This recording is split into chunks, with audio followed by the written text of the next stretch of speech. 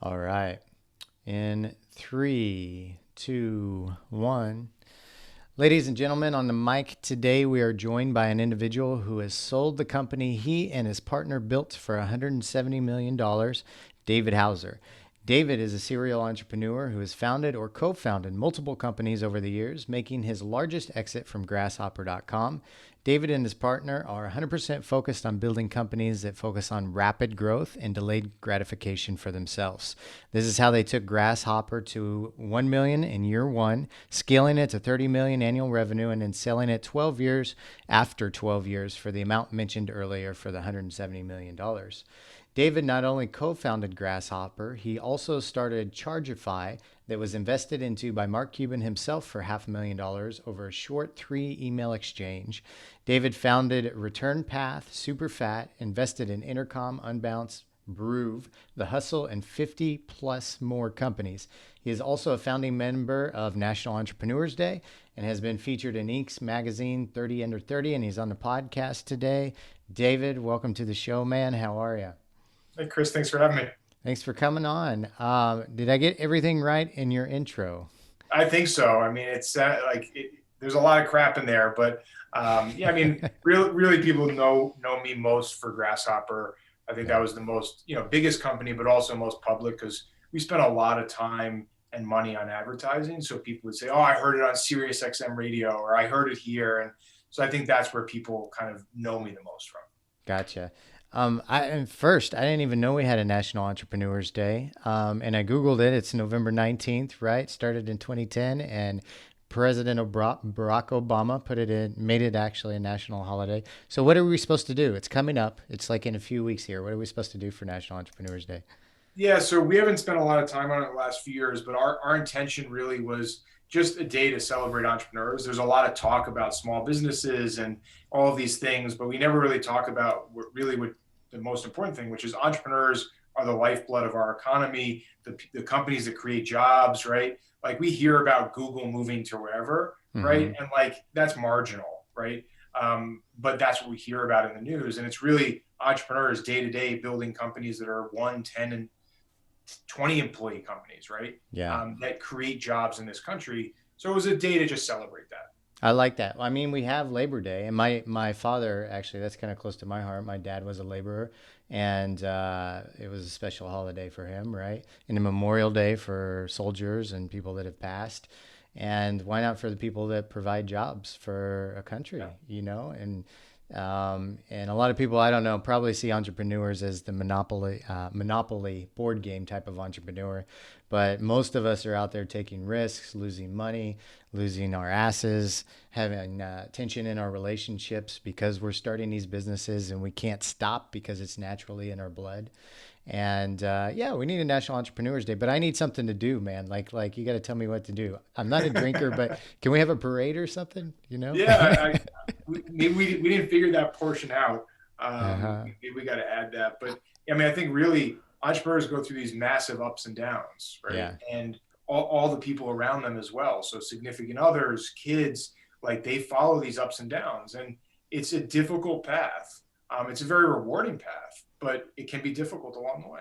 Absolutely. So I'm in Austin. There's a lot of entrepreneurs down here, so maybe we can get a crew and do a parade, entrepreneur parade down Yeah. South Congress or something.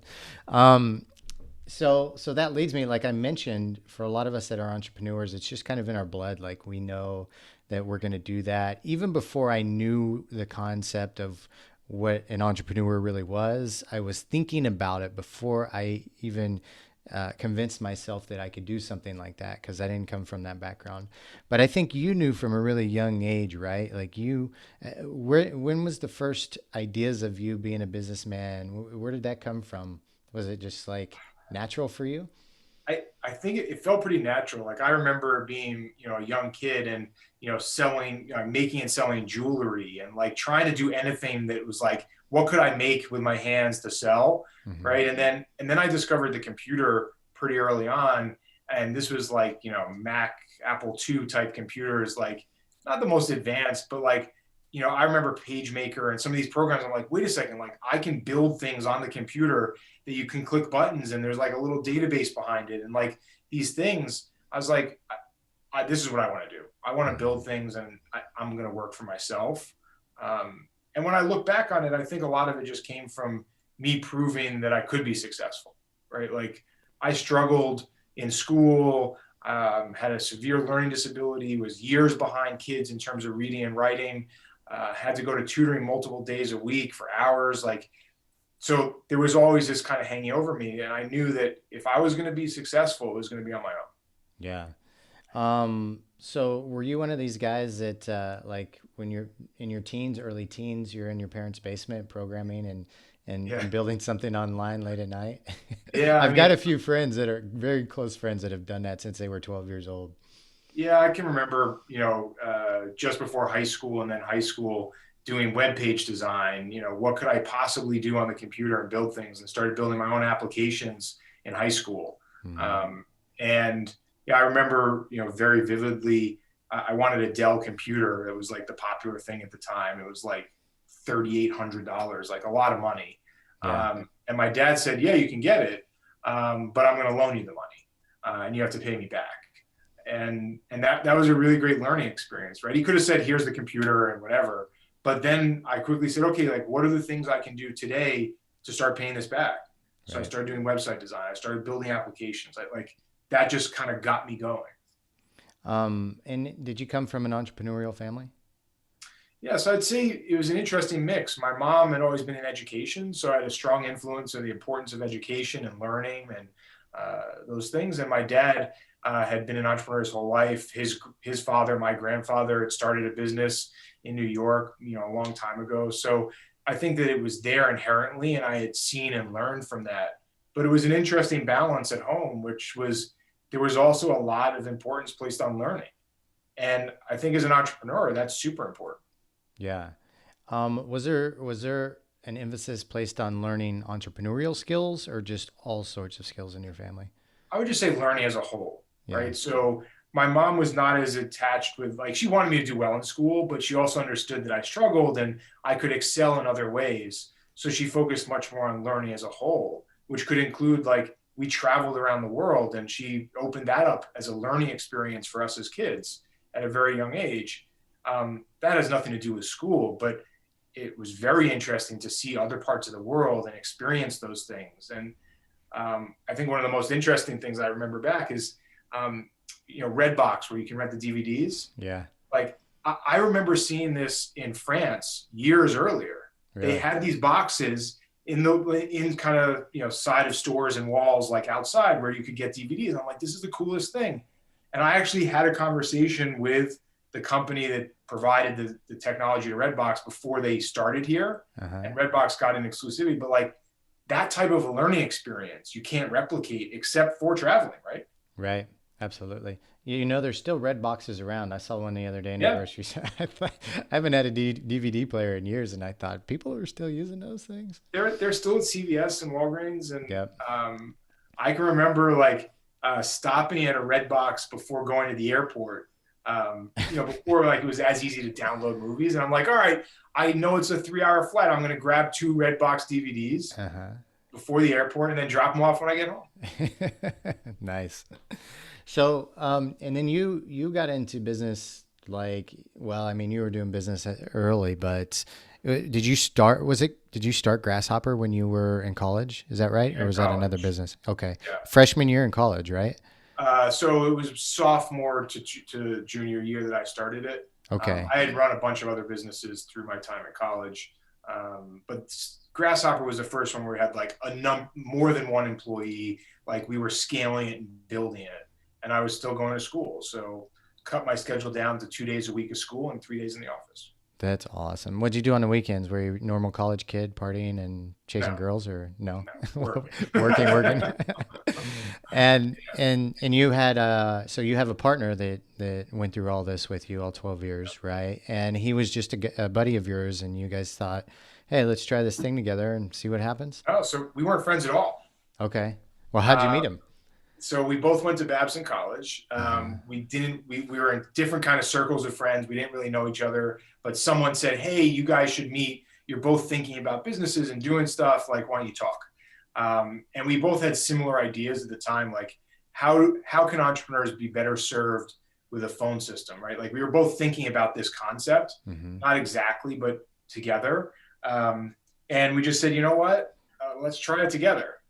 It wasn't the greatest, kind of approach to it, but it worked out tremendously well. And, I think there's a lot of luck in there because people are like, oh, how do you find a business partner?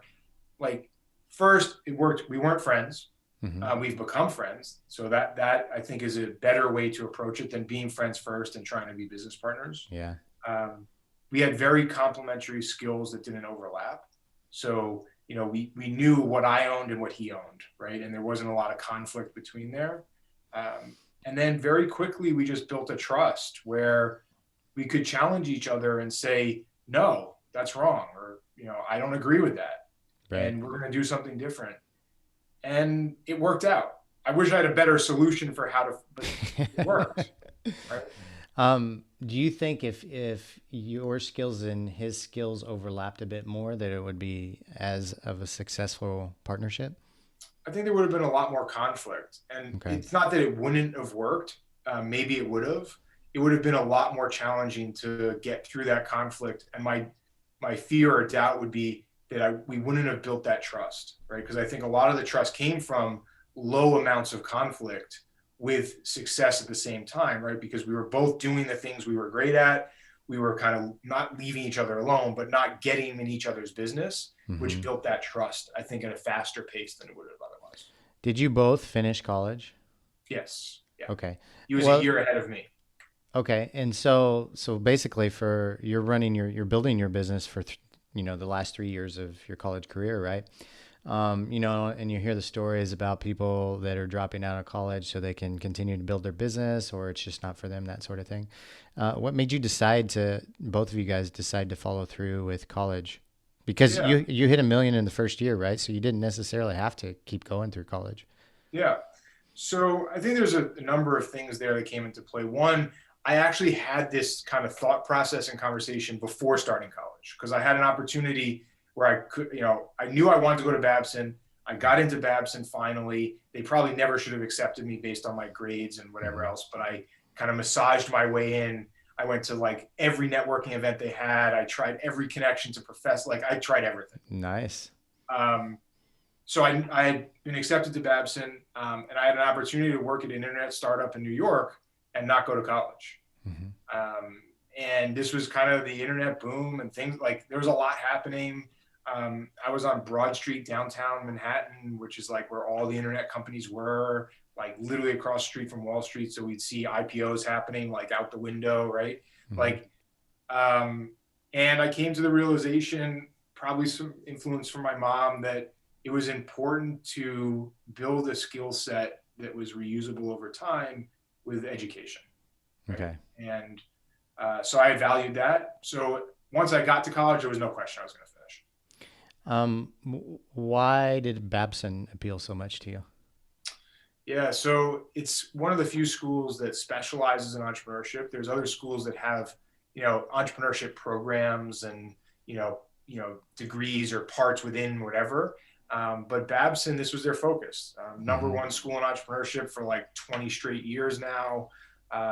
It's, built into the curriculum. So it's not just some people are focusing on it, right? Everyone in their first year goes through a full semester experience where you're building a business. Like it's part of the ethos there. Yeah, I love that. And I just decided that's the only school I wanted to go to. Were the professors entrepreneurs or former entrepreneurs? Yeah, a lot of them are. Okay.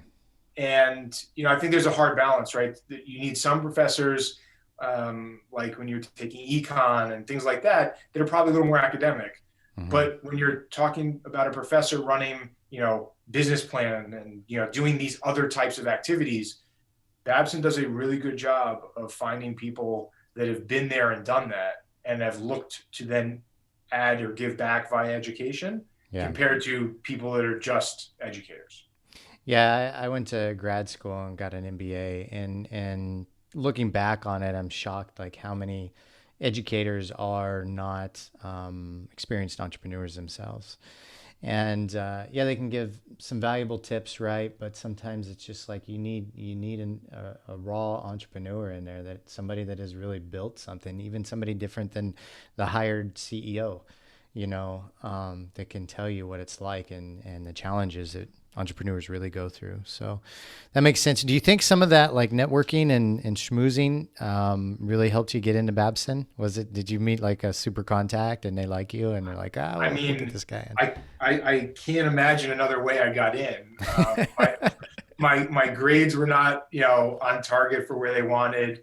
My SAT scores were okay.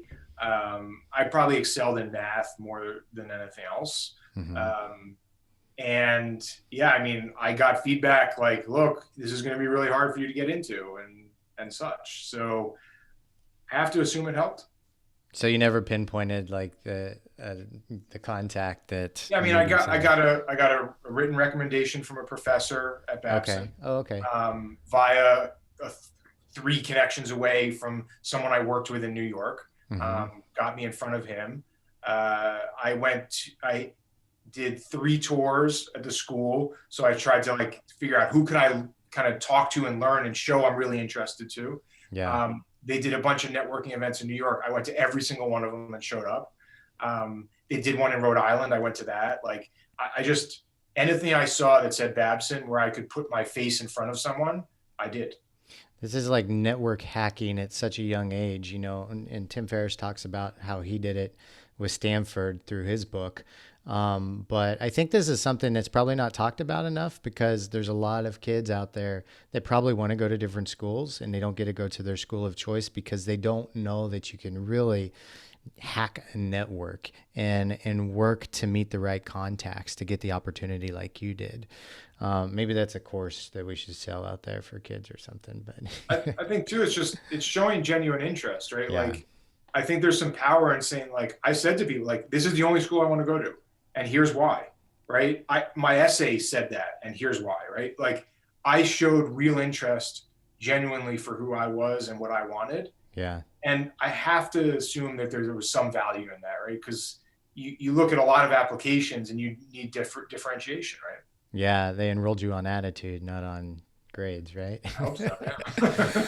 um, so in year one, you guys hit a million with Grasshopper, right? So you're sophomore, junior in high school, and you College. hit in college, excuse me, yeah. And you hit a million with the company. What was that like for you guys? Yeah, we didn't even really think of it as a milestone, to be honest with you. Like, we Really? were thinking much more in terms of like, how do I stop answering all of the customer service phone calls and tickets? Like, how do we have enough money to hire that person, right? Right. Like, those were the metrics we were thinking in terms of growth. Like, how do we start hiring a team behind us Mm-hmm. to do this better, and free us up to do other things? And the first hire was a customer service person. Did you guys have an agreement like on a long-term goal? Because I could imagine my state of mind when I was a junior in college and hit $1 million, I would be, going to Las Vegas and, throwing parties and this sort of thing. But like, what made you guys different? Yeah, I mean, our long-term goal was we wanted to build a company we loved being at and enjoyed what we were doing. Yeah. So we never had a financial, like, we had a business plan because we went to Babson and we won a business plan competition, right? Mm-hmm. But that was more built because that's what you were supposed to do, not because that's what we were following. Uh, we just wanted to build something great, and had no metric like, at $1 million, we're going to do this, or at 10 million or anything like that. We just kept growing, and that's what we were fueled on, growth. Like, we wanted to grow. How long until you guys started making metrics like that? Like year five, we want to hit this number. Year one, year 10, this sort of thing. I'd say probably 3, 4 years into the business, we started to realize that we had to shift from having a team of what I consider kind of doers, right? Like, hey, Chris, go do this for me, come back. And I just hand out work. Like, I'm kind of a dispatcher, right? Right. We needed to shift to more strategic people that could accomplish things. And when you have strategic people, you have to give them goals, right? Mm-hmm. It can't be in your head. You have to communicate it. All of these things that I think a lot of people talk about. We realized that, I would say, a little too late, but we quickly caught up and created a culture of discipline and process where goals were very much at the center of that. Did you guys ever, did you ever talk exit? Like how long did it take you to talk exit? And did you have a price in your mind or Yeah. some parameters there that you thought when we hit this point we'll exit? Yeah, we never talked exit. Never. We never had that conversation internally or between us. We both lived in houses that we liked. Drove cars we liked. Like they weren't crazy. It was but like we didn't need anything more, right? So there was no reason or desire to be like, oh, I have to get to another point to get whatever. Mm-hmm. We lived well within our means, and like we could travel when we wanted. And the exit was much more about emotional things than it was just money. Like, money is fine. It's a good de-risking as you get older, right? And compared to having all your net worth in one company. Mm-hmm. But, really like is someone going to keep the brand if they buy us, right? Mm-hmm. How are they going to treat our employees? How do they see a growth path? Like, we don't want this to just die away, right? Like, what does this mean coming next? What do we do next, right? Like 12 years, identity, all of these things wrapped up into a company. So there was a lot of pieces that were much more emotional than like dollars and cents. Right. I know you guys from the very beginning started to invest as much as possible back into the company for growth. And I've heard you talk about like the difference between lifestyle business and growth oriented business, and you guys were very much a growth oriented business. Could you first like describe what you think the difference between those two types of businesses are? Yeah. So a lifestyle business is one that, you kind of set metrics like at $1 million, I can make 500,000 because that's what I need to live. And that's a great way to live. I have Mm-hmm. no problem with that. Mm-hmm. A growth business is I can live on $50,000 and I'm going to invest that 450 I would have been able to take a salary back into the business to grow faster. Right. Yeah. Like, I think that's the mindset difference. And metrics wise, we're looking at like, we want to double every year in the early years and kind of continue that path or faster. That's what I consider to be a growth or scalable business. And then there's some questions about market size, right? Like a lifestyle business usually addresses a smaller addressable market, harder to go after, but highly lucrative, where we looked at a very large market that maybe, we had very good margins, but maybe was not as lucrative until you had scale. Okay, that makes sense. So in the early days when you're still in university, what did you guys decide to pay yourself? Did you pay yourself salary or were you investing everything right back into the business? Yeah, so I mean, we were investing everything back into the business. I luckily, my parents paid for college. Mm-hmm. Very lucky that they were able to do that. My father worked his whole life to provide that to us as kids. And so that was kind of college and room and board for that period of time, in essence, was paid for. Mm-hmm. So I could kind of forego any salary for a longer period. All I really needed to pay for was my food, which, I mean, in college, mac and cheese and Dollar whatever Tostino's pizzas, man. the cheapest options are, right? Yeah. There was a lot of pasta and broccoli because pasta's cheap, broccoli's cheap. Yeah. You can make it easily, like that type of stuff. So I didn't take any salary in the early years. The first thing I think I paid for was to replace my car Yeah. out of the business because leasing it was advantageous and it was something I needed at the time. So as long as possible, really, is the answer. No salary. And then, so when you started, how long until you started paying yourself salary? Probably around when I left college. So in Yeah. the second and then 2.5 years in. And then what did you decide was a good salary for yourself? Because you're still focused on growth for sure. What did you say? Like, 50,000 is good for me, 40,000, or what were I your mean, thoughts? it was whatever I needed to pay for my rent, like Yeah. the lowest amount possible again. We didn't really make adjustments to that until much later. Like we were probably doing 6, 7, $8 million when I started taking a real salary, which was probably about $100,000 a year. Okay, cool. And then, so I'm curious, like, since you forego salary for so long and you're focused on growth, did you notice those habits in your own personal finances? So when you did start taking a salary, were you still living, kind of in bare means and then reinvesting into your own investments or retirement funds, or what was that like for you? Yeah, I mean, I think I've always naturally been that way. I'm pretty budget focused, Mm-hmm. although I do spend on the things I care about. So like, today I go to a very fancy or expensive gym, considering, right? Mm-hmm. But I drive the same car I had 10 years ago. So it's more about, where do I value putting money? So I think I've always been that way. I probably made some mistakes when I was younger. I bought a house far too early. That was just a poor investment, but it felt like what you're supposed to do. And it's an asset, and all of these things that we're told. Mm-hmm. So I bought a house pretty early, probably a year out of college. Um, that was a poor choice. But yeah, I mean, I've always seen, how do I reduce my living expenses while enjoying my life, is kind of that balance. I'm not on the other side of like, just spend whatever. Right. Yeah. Um, so you guys, 12 years building this baby. So you're out of college. How old are you? Mid 30s when you exited Grasshopper? Yeah. Yeah. And what was this? I know this was a part of your identity for so long. So how did the opportunity come across your plate? And then what was the conversations that you had with your partner, some of the more difficult conversations in order to decide this is the route we should go? Yeah, we never. I don't think we had any difficult conversations between us. We've Mm-hmm. always been pretty much on the same page, and we approach it the same way. A friend of mine, who their company was acquired by Citrix, reached out to us and said, "Hey, we want to have a conversation." I'm like, "Okay, cool, whatever." Like, don't know what it's about, but sounds good, whatever.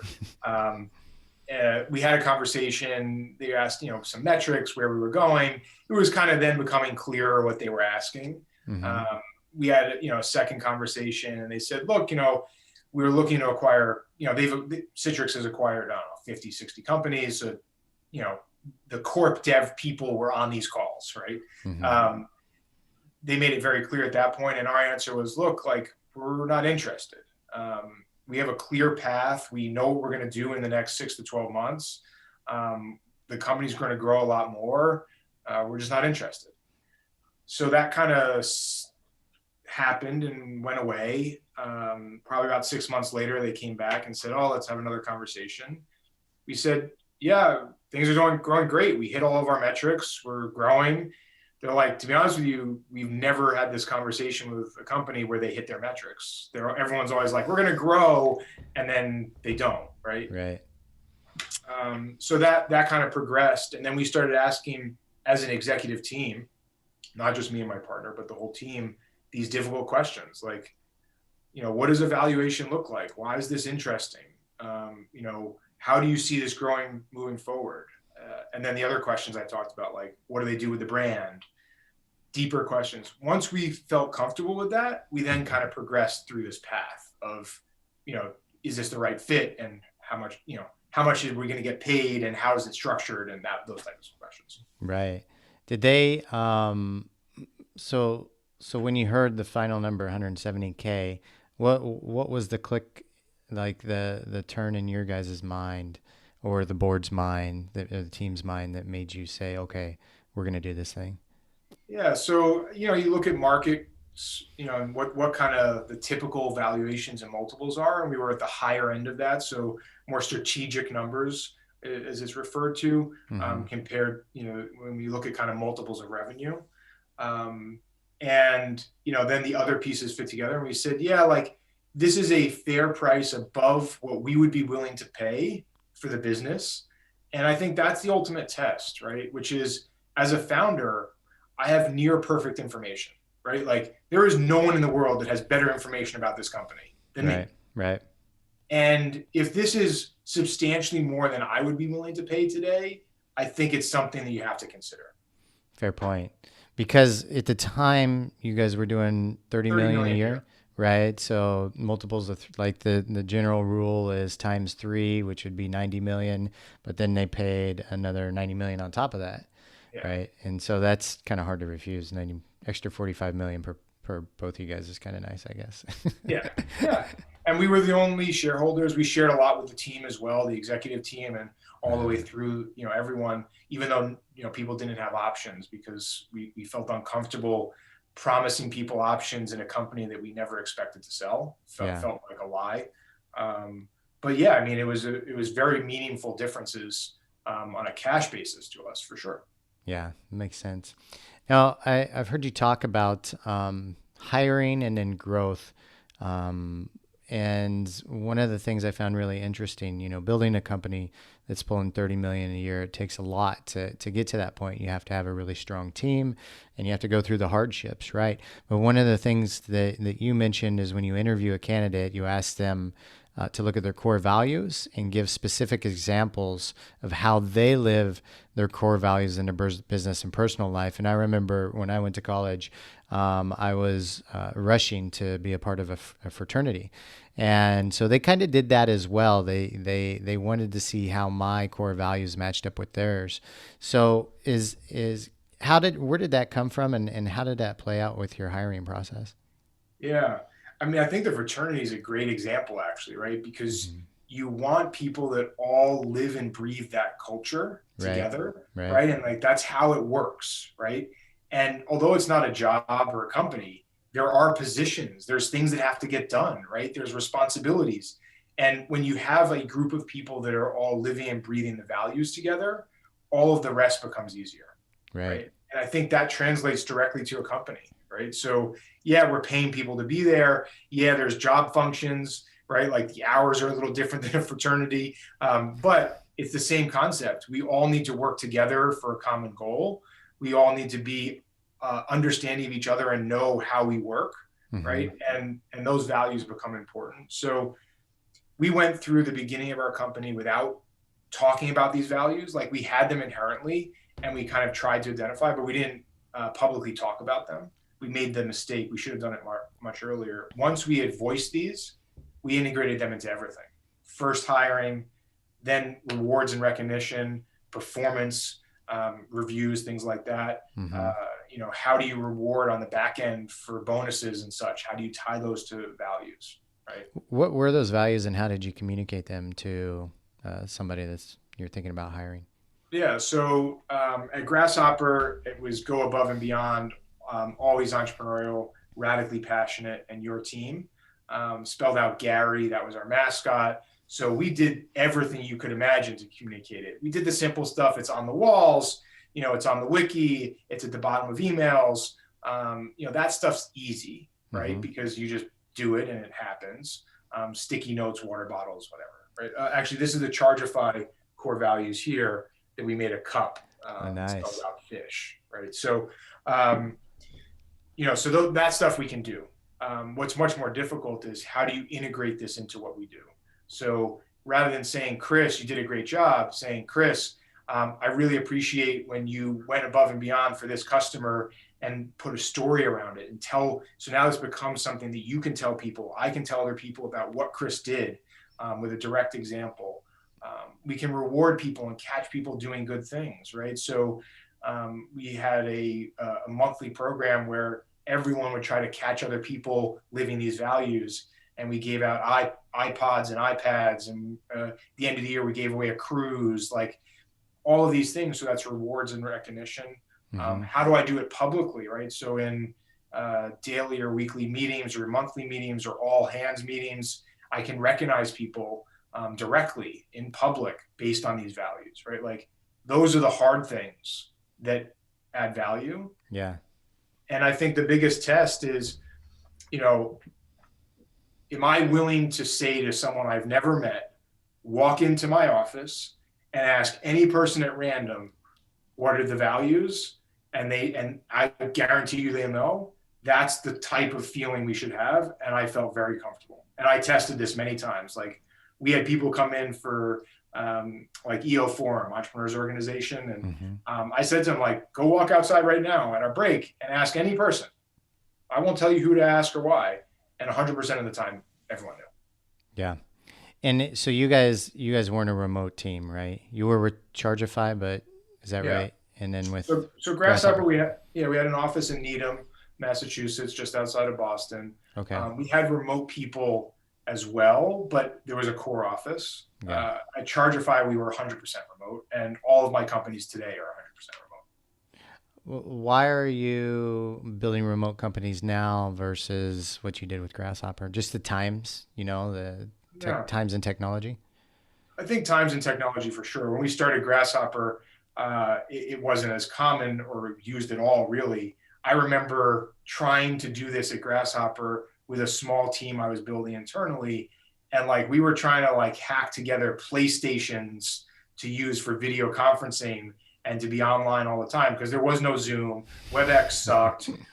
There wasn't these tools, right? So Right.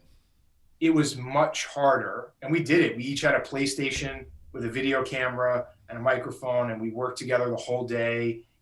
It worked, but it was very kludgy, right? Right. What are the differences like in the challenges that you have building a company culture with remote versus location office? Yeah, I think the challenges are surprisingly similar. They're probably exacerbated in a few areas. One, communication, and then two, trust, right? So the biggest problem that people find with remote is like the question of, are people working? How much are they working? What are they doing? And you have to become very comfortable with the idea that it doesn't matter, right? The structure needs to work no matter what time Chris is working or Mm-hmm. David's working, right? There needs to be opportunity for both asynchronous and synchronous communication, right? There needs to be the right set of work that can be broken up. Like those are things that need to be thought through. But those are challenges that exist in an office. They're just hidden under the surface, right? Because I can walk and tap someone on the shoulder and disrupt them, Mm-hmm. right? That's not necessarily better for communication. It Right. feels easier though, right? So I've heard you talk about, David, the challenges of through your growth process of having people on the team that are great at taking you from 1 to 5 million, and then different people that need to take you from 5 to 10, different people that need to take you to 10 to 30, Yeah. and sometimes you had to actually let people go to get the right person on the team. So while growing a strong company culture and a tight knit group, what were some of the challenges replacing those people, and then how did you guys handle those conversations with the former people? Because I would guess at this point they're friends, they're part of your team. They helped you get to where you are. How did that process work out? I mean, these are honestly some of the hardest conversations, right? Like someone you've worked with for 3 years intensely building something, growing something together, and then have to say, look, like moving forward, this is not the right fit for where you are and where the company is. I think the key is just being honest and direct about it. Like, this is not about us being friends. And I have to be willing as a founder to apply the same logic. If I'm not good for this company at this time and this stage, I need to leave or be in a different position, Okay. right? Like, I think it goes both ways. So being open and honest about it, very direct, and understanding that it's not personal. Like, there are some times that we can grow from within, and there's sometimes we can't. I don't know what the metrics are and how they work, or if it's based on department or person or whatever. But when that instance happens, I can promise you one thing: I will tell you, and I'll be honest about it. What were some of the things that made you recognize that somebody wasn't, uh, the person that's going to be the right person to take you to the next level? Yeah, so I think it depends. The most glaring one I think is kind of management ability, right? So taking someone that's really great at the core skill and Mm-hmm. then putting them into a management role is often a mistake. And we realized very quickly that like I had people on my executive team that were just far better at managing people than I was, right? Mm-hmm. And they didn't learn that from us. We're not the company to train people on this. Like they learned this elsewhere, right? And on someone else's dollar and time. Those things, sometimes you have to buy that skill in, right? I think similarly, when you think about, how do you scale an engineering team? Sometimes you need to buy that skill in for someone who has been there and done that 4, 5, 6 times and scaled an engineering team from 10 to 20 to 30 to 40, right? Like those skills, yes, you can develop them. We were not the company to train people. So, I mean, that's how I saw it. Did you guys ever try to see if there was I would imagine you would talk about seeing if there's another role that person could play. Yeah, of course. Yeah. And how often, just estimation, like would there be another role that person could play? And how often did you have to let that person go? Yeah, I'd say it was far more often there was another role for the person to play, but they didn't want to, right? Because it felt like a demotion or a lateral move. And, as kind of not only as humans, but especially as people that like to work in high growth companies, they want to see forward progression and change and not, kind of backwards or lateral, right? Right.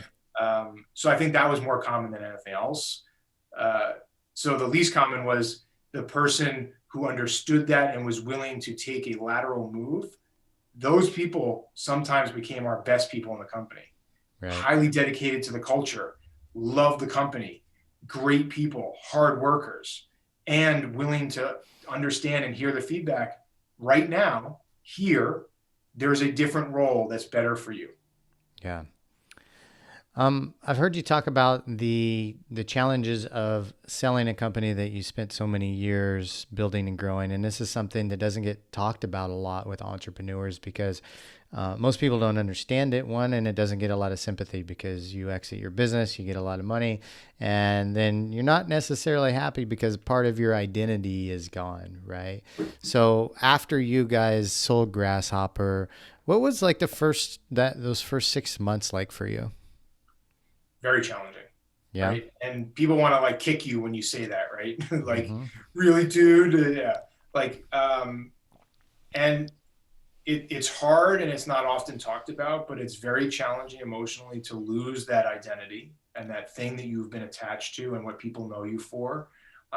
Also that sense of kind of accomplishment and need, right? Like as an entrepreneur, people are constantly demanding your time and it's difficult, but you kind of start to thrive on that, right? Like you're needed and, you can add value and you can help progress things. And then all of a sudden you're not, right? Right. And then I think the third component that people don't think about is, money at high levels of money actually just adds complexity, stress, and issues, right? Like there's a base level that, yes, is important and contributes to happiness. And there's been studies on this, right? Like there's dispute about what the base level is, but to some extent, it's kind of the ability to live, the way you want without stress of knowing how to pay for what you want, right? Right. Whatever that amount is. Beyond that, it's problems. It's different problems. More right? money, Like, more problems, right? how do you do estate planning and tax preparation, like all these things, right? That's what comes with it. It's not as simple as just putting it in a bank and then sipping on coconuts the rest of your life, is it? Well, I mean, I think most people should think about it that way, right? Like I'm a big proponent of take the majority of the money, put it into index funds, low cost, tax loss harvesting. Don't look at it, don't touch it.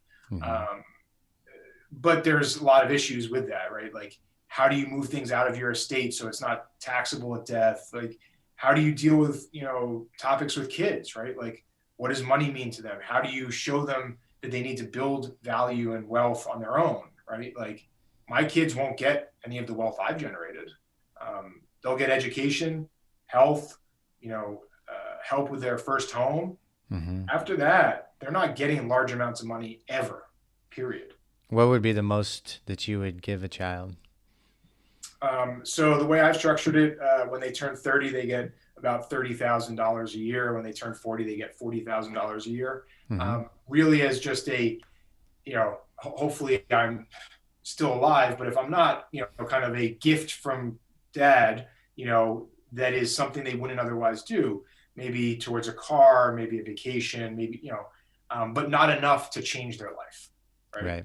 I don't think there's any reason to give people life-changing money. I think it is more negative than it is positive. Yeah, that makes sense. So what is life-changing money for you nowadays compared to, say when you were starting Grasshopper back in college? Yeah, it's a fair question. Life-changing money to me when I was in college was like, could I get enough money to make a down payment to buy a house? Yeah. Right? Like, could I kind of save $40,000 towards a down payment? Mm-hmm. That to me was the kind of the big number, right? Today, I have enough money that I don't need to worry about that anymore. So honestly, I don't look at it like it's not part of my activities. My activities do include things like how do I optimize it, or how do I maintain it, or how do I contribute to charity, and how do I do things like that. But I'm still in the same house I was before I sold the company, same car. I go to an expensive gym that costs, I don't know, $180 a month. Like, Mm-hmm. I don't spend a lot. I just don't naturally, right? Um, you mentioned too that you feel that more money brings you less freedom.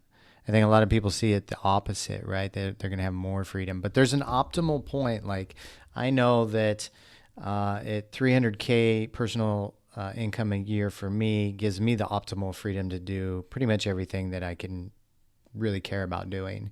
And Yeah. anything over that, I don't know if I could get any, it would bring any more freedom in my life or happiness.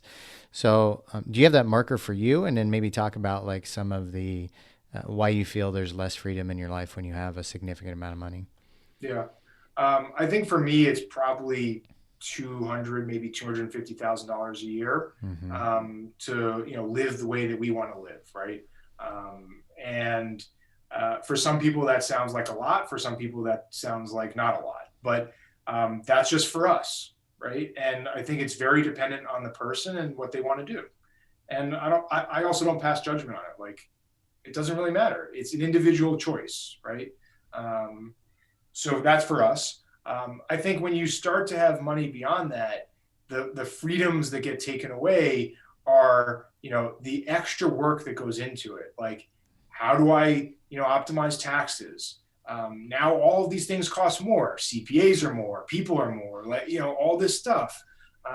Now that structure has changed, where I'm not getting W-2 wages, like things are more complex, and tax returns are never on time, and like all of these things start to add up, Mm-hmm. right? And then I think you have external pressure of, why are you not spending more? Why are you spending so much? Like all of these pressures, because then becomes a public thing, right? Where Right. people want to talk about it. I don't think it really matters. And then two, I think people have a lot of expectations, either for what you should do for them, how you should spend money. All of those take away freedoms again, right? Like, if we never talked about it, it's much easier, right? And at a few $100,000, we don't talk about it. Yeah. Yeah. What are some ways that you personally, I know you mentioned just putting it in index funds and letting it sit, but what are some ways that um, things you do to make sure you maximize your freedom with a significant amount of money? Yeah. So one, I try to remove it from any sort of daily thought process or anything. Like, never check the markets. I don't care if they go up or down. That doesn't affect my life. Like, that's a highly, stressful thing to be on that you can't Mm-hmm. control. So the easiest thing for things you can't control is to remove them, right? Right. So I want to remove anything that may cause me stress that I can't control. Uh, and then make sure that I have that base level of living, so there's no questions about that. And then, how do I use my money to further happiness and learning? And for me, learning is very much tied to happiness. Mm-hmm. So when I think about investments and things that I do with the money that I kind of set aside to play with, right? It's more about learning opportunities than it is return on capital. Like, I'm Okay. okay if I lose that money. Like, Mm-hmm. it's not going to change my life. But if I can get 100 learning opportunities out of that money, I'm going to be way happier. Nice. Well, you mentioned, I know on your website you have your core values: experience over things, catch people doing good things. how you do one thing is how you do everything. Work hard, be nice. Life begins at the edge. So let's talk about these from a mindset perspective. I've always valued experience over things and money. And sometimes actually that's gotten me in trouble. But what are ways that you apply that in your life, valuing experience over things? Yeah, so we think about this a lot. And I think the best example is travel, right? And, am I willing to spend almost unlimited amounts of money on travel experiences? Absolutely. Do I want to buy a new car? No, right? Like that to me Mm-hmm. is the comparison, right? And do I look to save money for experiences? Never, Mm-hmm. right? Like if the budget was $1,000 and we spent 2,000, that's fine. I would not be happy if that was the case for groceries or something that we can control and doesn't offer an experience, right? So like my kids said, "Hey, we want to plant some stuff in the backyard." I spent far too much money building a garden, right? And beautiful beds, and we have someone who comes weekly and works with the kids and educates them. But that's an experience that they will never, forget, right? Yeah. So was it, the right way to spend money? Was it, on budget? No. Does it make a lot of sense? No, we could buy vegetables for less, right? Like whatever. But that's an experience. Where do you think that value comes from for you? I mean, I think my parents instilled it in me, but it really became crystallized with my girlfriend, who just said, like, very specifically, she didn't voice it in those words, but she's like, I don't care what we have at home. I don't care where we live. I don't like, but I want to be able to take the kids to Disney World today if I want to. I Mm-hmm. want to be able to, build memories with them if they cost $0 or $1,000 without question. So like she helped me understand that of like how important activity together as a family on Saturday is. And it may cost us nothing. But if we value that experience, that's what's important. Yeah. Well, sounds like you got a good girlfriend there. Um, Catch people doing good things. What do you mean by that? Yeah, so I think we spend too much time in our lives, complaining and finding the bad things, right? Like, David didn't do this, he didn't clean the dishes, or whatever it is, right? Mm-hmm. And we become very negative focused. Where when we flip that and we try to find people doing good things, is better for us ourselves as well as everyone around us, right? I find the things I like and I praise people for it, and I'm actively out there looking for what people are doing good, right? Mm-hmm. And good is my definition, right? But still, my mindset has changed and flipped the opposite direction, which I think is the powerful part. I like that a lot. What are some examples of you catching somebody doing good things and giving them praise? Yeah, so I think it can be the easiest things, which is, so like taking the trash out, right? My oldest daughter, that's her responsibility on whatever day of the week it is. And I could communicate this in two different ways. One is, hey, can you please do this? And then if it doesn't happen, I can bitch and moan about it and say, you're in trouble or whatever. Or I can say, I appreciate that you broke down the extra boxes and put them in the recycling. Uh-huh. Right. And it's the little things that you start to notice. And you've said in so many words, you did a good job doing it. You did it on time, but I caught you doing an activity I wanted in a positive light, right? Mm-hmm. So I think the smallest things have the biggest impact. Where do you think that came from? So this is a concept that I stole from a speaker a long time ago, and it helped me change my mindset. So I really Mm-hmm. wanted to integrate it into our family. We built a program like this at Grasshopper, which was catch people doing our core values. It was this kind of concept. But I remember her talk about this, and she said internally at the company, it just changed culture when people started looking for positives. Mm-hmm. And I wanted that in my life, and it became very impactful for me. So your next one is how you do one thing is how you do everything. And I used to be 100% on board with that, and then I kind of started to not believe that because the way that I run and invest my business and my time with my business and exercise and health sometimes is much different than the way that I walk a dog or take care of a baby or make my bed. And so I started to know those little things, see those little things come up. And then I had a conversation with another fellow entrepreneur, and he was like, "Yeah, I'm not bought into that. How you do one thing is how you do everything motto." Yeah. So, what's your thoughts on it? Just curious. Yeah. So, I mean, I think that there is some balance in there, but I think what it really indicates is how do I address things that I may not value, but other people value, right? Mm, I think that's the important question okay. because there are things we can all deprioritize, right? Like, I don't really want to wash my car, so like I probably don't do it, right? Like we can deprioritize that, but it's also probably not important to someone around Yeah. me. However, if making the bed is important to another person that I value, I should do that the way I do everything, Yeah. right? Like that, I think is the differentiator there. So for me, like I value hard work, I value dedication. So I'm probably overly dedicated to things. I'm obsessive. Like there's problems in this, Sure. but my filter is always, do I care about it or does someone I care about care about I like that a lot because we were talking under the context of, well, if you try to do everything with excellence, then you'll just have a massive to-do list and you'll never, have focus on your priorities on the things that really matter. But I do like that mindset. That makes much more sense. Okay, so we have there work hard and be nice. Work hard and be nice. What's that about? it? Yeah. So I'm a big believer in hard work pays off. Like, Mm-hmm. look at the story for how I got into college, right? Like, Yeah. that's just hard work. That wasn't necessarily intelligence. It wasn't, connections. It wasn't anything. That was just time and hard work. Mm-hmm. Um, and so that's one piece of it. The other balance to that is, you don't want to be an asshole, right? Like that's not good for anyone, for you or anyone around you. So it's important to be nice and to think of other people.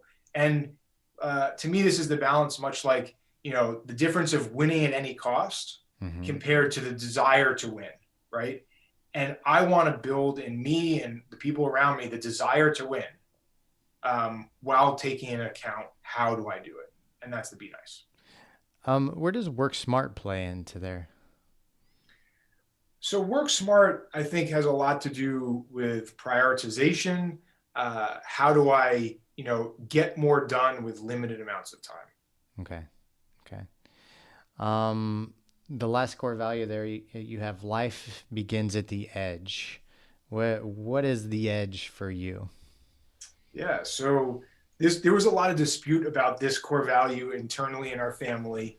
Um, and I kind of had to lobby for it, and more importantly, I had to explain kind of my thought around it, Mm-hmm. which is your question is very key. The edge is dependent on the person. Okay. So this core value is much more about learning experiences, growth, and change happen when we're uncomfortable, right? And my uncomfortable area is different than yours or my kids or anyone else's, but we all need to get to that point to grow. And I Mm-hmm. think growth is very important. So, um, and I gave a lot of examples for the family internally, like, you know, uh, these growth opportunities are all what we want. And people weren't clear on how do we get there. And so the clarity became, the edge, that uncomfortable area. Mm-hmm. Um, and that just became much more clear for the family. So I won them over on the core value. But I do believe in this a lot in every part of life, from physical, like working out at the gym, to mental, to learning.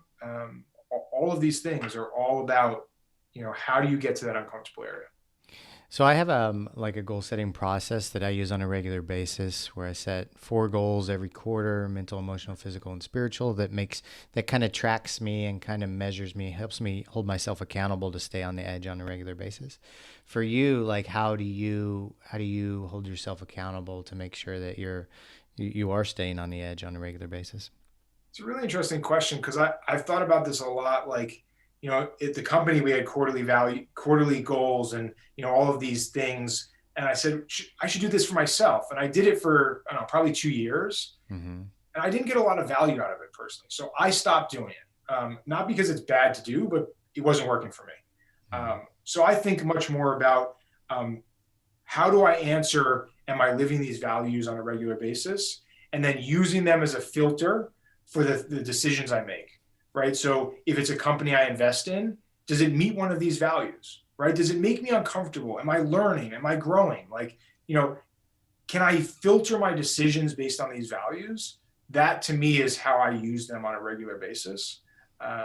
And then how do we communicate internally as a family about them? I think is the next level of importance, which is, we could set family goals. The family is just not set up for that. Like, that's not what they're on board for. I could force it on them, right? But that's not what they want. But I can talk about the values and rewards and recognition, and recognize I appreciate, that you got to an edge and you grew, right? And here's how it happened. Like, those types of things I can do. Sounds like that giving your family and your children a legacy of an education that helps them have an early start in life is pretty important, because you're valuing experiences and you're talking to them about living on the edge. So do you have like a regular, breakout session with dad class that you have with the kids, or is this just ongoing that you think about, oh, what can I teach my kids? Like, how can I teach them about money and entrepreneurship and goal setting and following their passion, this sort of thing? What's your mindset on that? What's your thoughts on it? My mindset's mostly on the latter of like, how do I integrate this into life and provide those opportunities to see them, to have them see me doing these things. And like, what are those opportunities I can create naturally in the activities that we're doing, compared to like sit down and talk about it. I don't think many people, can hear that when that happens. Like, right?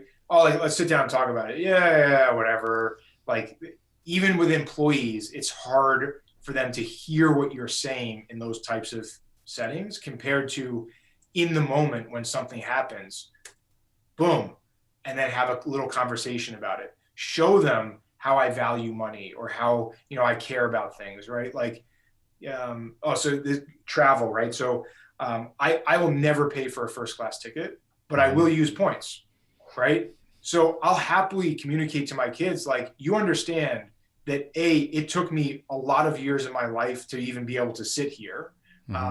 And B, I will never pay for this. So don't expect that I will ever pay for it for you. Like, it's just never going to happen. But if you appreciate this experience and it's something you want, you better work hard. Right. Nice. And that's in the moment while we're sitting there. Right. That's much easier than at the dinner table talking about it. It's making sure they don't have expectations that dad's always going to provide, or they expect, a job making $250,000 straight. I mean, quite honestly, once they're old enough, they're going to go sit in the back of the plane. Now, like when they're 6, like I can't really do that. I don't think the flight attendant would be too happy. But I mean, that's how I flew for 25 years of my life with my mom, and had amazing experiences. Yeah, right. Yeah.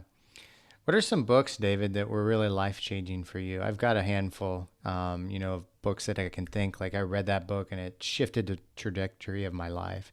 Do you have any of those? Yeah. So on the business side, I would say Scaling Up or Traction, both very similar conceptually, but I mean, we utilized these processes internally and changed our business. Yeah. So I can't imagine life without one of these books. I don't really care which one. And it's even become a filter for investments. Like, if you're not willing to read one of these books and implement some of the things, I'm not going to invest in your company. Right. Nice. Like, it's how we work. Right. On the personal side, like kind of health and growth and mindset, I would say the 2 books that have had, I mean, I love Sapiens, just because I enjoy history and the viewpoint. And I've read lots of books like it, all of the ones about, guns, germs, and steel and all that stuff. And those weren't life-changing. I think what changed mindset the most was the evolution of everything. by Matt Ridley, I believe, uh, and Enlightenment Now. Hmm. Those two books, really helped me understand how positive a time we are living in, even though the news media and other people want us to feel it's a very negative time, Yeah. right? And I don't watch the news. I don't anymore. It's been 3 or 4 years now, but like the ethos around us is so negative, and these books were just very helpful in saying like, let's look at this at the highest level over tens and 20s and 30s and hundreds of years, right? Yeah. Like what has actually happened to human society, and it's all been very positive, and Yeah. that trend continues. Yeah, I recently read the history of my ancestors that immigrated from Europe to Texas, and life was tough, man.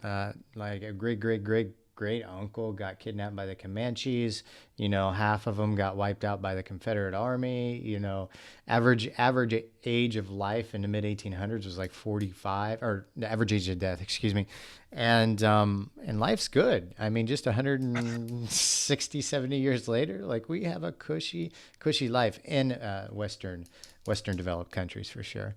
I mean, And even when you look at other countries, like as a whole, the mhm, world has just gotten better and better and better, yeah, right? And there's problems, like I get it, but the viewpoint of understanding that the positivity and that trend continues was hmm, very powerful. yeah, absolutely. And I know you, like you said, you haven't watched news in 3 years, but I think from what I've heard, you're pretty disciplined with your social media and your devices. What's the boundaries that you give yourself for, news, social media, computer, phones? Yeah. So I don't limit devices like my phone or computer. I still use them at home. I have them by my phone's by my nightstand. Hmm. It's the first thing I read in the morning is my emails on my phone. I know everyone says don't do that or whatever, but it works for me, so I do that. The things I limit is I have no social media on my phone ever. Okay. None I of the deleted apps. none of the apps. Okay. I just deleted them. Gone. I have it on my computer only for the fact that it's something I use for business. Hmm. I don't use it personally, and I probably look at it once a day at the most, right? Because it's not part of my habit. I think the key is if you remove it from habit, you don't have to take it away in total. You don't have to delete your account, right? Yeah. It's the phone habit, right? And two, like so that's social media. News I just don't turn on like ever. Like I Yeah. don't see a reason to. It's all garbage. You ever read a newspaper or anything?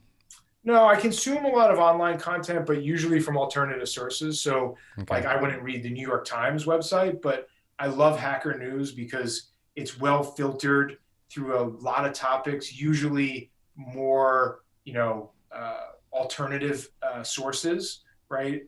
So that's helpful, and it's been kind of pre-sorted. So I look at that a few times a day and see like what are the things filtering to the top.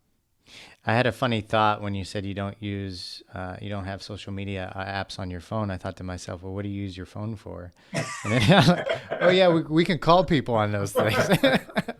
What do you do? But are you using just for texts and calls? Is that the majority, or maybe Email, managed email. email? Okay, got it.